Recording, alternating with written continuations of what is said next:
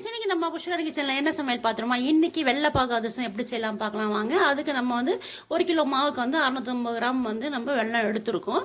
வாங்க அதை நல்லா பொடி பண்ணி ஒரு சட்டியில் போட்டு 1 கப் தண்ணி ஊற்றுங்க. ஊற்றி நல்லா கொதிக்கட்டும். நல்லா கொச்சதுக்கப்புறமா வடிகட்டிங்க. ஏன்னா வந்து வெள்ளத்தில் வந்து மண் இருக்கும். அந்த மண்ணை வடிகட்டி எடுத்துகிட்டு மறுபடியும் கொதிக்க விடுங்க. நல்லா கொதிக்கட்டும். பக்கத்தில் ஒரு கப்பில் தண்ணி வைங்க. தண்ணி வச்சுட்டு கொஞ்சம் கொஞ்சமாக விட்டு பாருங்கள். அந்த வெள்ளம் வந்து நல்லா உருண்டு திரண்டு வரணும். அப்படியே கோலி மாதிரி வந்துச்சுன்னா உங்களுக்கு பாகு ரெடி ஆயிடுச்சுன்னு அர்த்தங்க. அதுக்குள்ளே நம்ம ஏலக்காயும் சுக்கும் நல்லா மிக்சியில் பொடி பண்ணி வச்சுக்கலாம். அதை பொடி பண்ணி இந்த வெள்ளை பாகோடய சேர்த்துருங்க. பாகு வந்ததுக்கப்புறமா அப்புறம் அரிசி மாவை நம்ம தனியாக அரைச்சி வச்சுருக்கோம். நம்ம வீட்லேயே அரைச்ச மாவு தான் மிக்சியில்.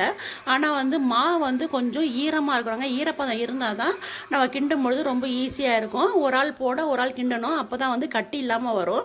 நீங்களும் ஒரு ஆள் கூட வச்சு செஞ்சு பாருங்கள். அப்போ தான் சூப்பராக வரும். இல்லைன்னா கொஞ்சம் கஷ்டமாக இருக்குங்க. இது வேறு சூடாக இருக்கும். அதனால் பக்கத்தில் ஒரு ஆள் வேணும். அது போடும்பொழுது போடுறதுக்கு ஒரு ஆளை கூப்பிட்டுக்குங்க.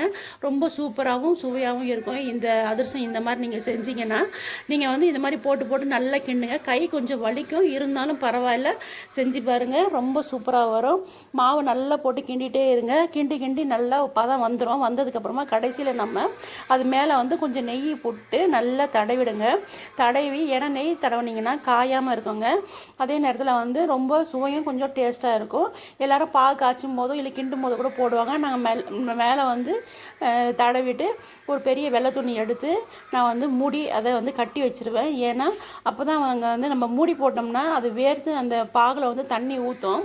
இதை நீங்கள் துணி வச்சிங்கன்னா அந்த ஆவி வந்து நல்லா வெளியேறிடும். தண்ணியும் அதில் வந்து இருக்காது. சூடு ஆறினதுக்கப்புறமா நீங்கள் வந்து மூடி போட்டு முடிக்கலாம்.